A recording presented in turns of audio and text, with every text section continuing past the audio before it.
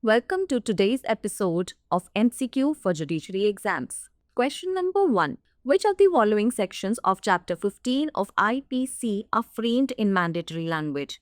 Option A. Section 300, 301 and 302. Option B. Section 328, 329 and 330. Option C. Section 375, 376 and 377. Option D. Section 420, 421 and 422. The correct answer is option B. The Supreme Court in State v. Neeraj observed that Section 328, 329 and 330 of Chapter 15 of IPC are couched in mandatory terms like shall, indicating these provisions must be compulsorily followed.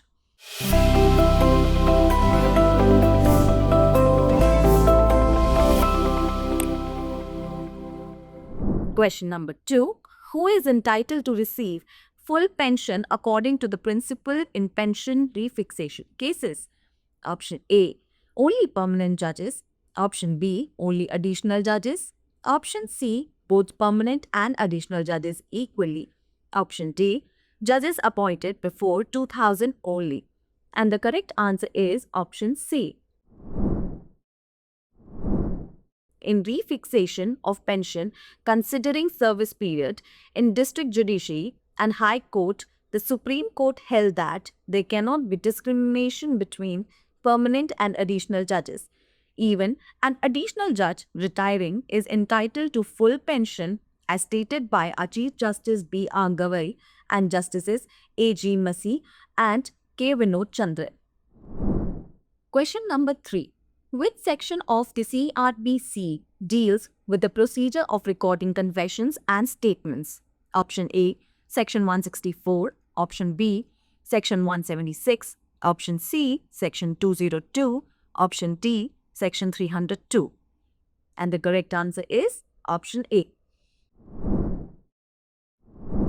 Section 164 CRPC empowers a magistrate to record confessions and statements made to him or her by the accused or any other person, ensuring the voluntariness and authenticity of the statement before it is used as an evidence in court. Question number 4. Who must prove the electronic signature belongs to the subscriber except for the secure signatures? Option A. Subscriber. Option B. Alleging party.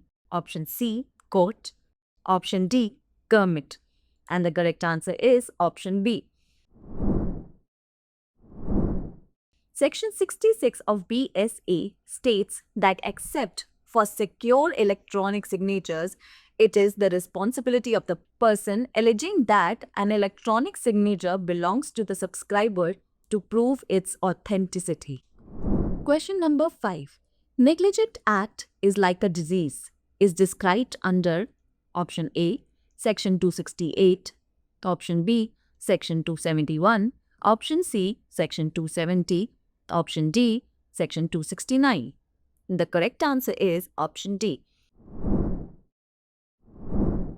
Section 269 of IPC addresses negligent acts that could spread like infection of a dangerous disease.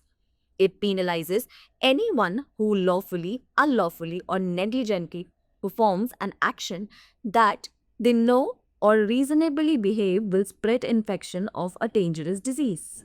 Today's practice question is Section 118 of Indian Evidence Act is related to option A. Competency to testify, option B. Admissibility of evidence, option C. Presumption of documents, option D. Confession recording.